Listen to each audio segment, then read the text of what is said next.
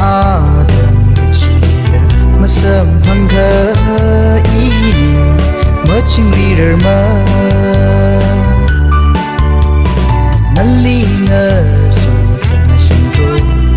Nagazatan kecil Tam gajida Iba Nalipaning syo Ohun ka Ngatak matay ka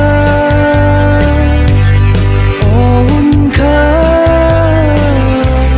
Nakon masya ka Iwining hili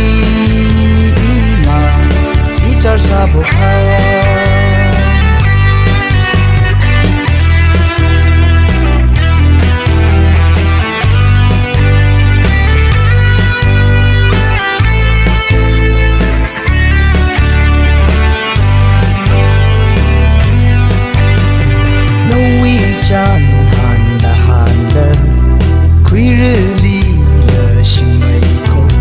记得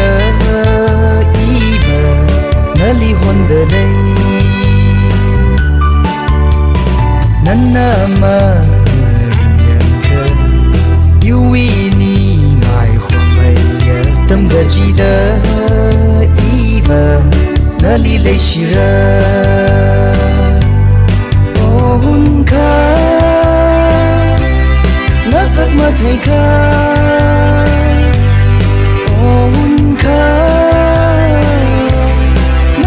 ？Saka Iwining hili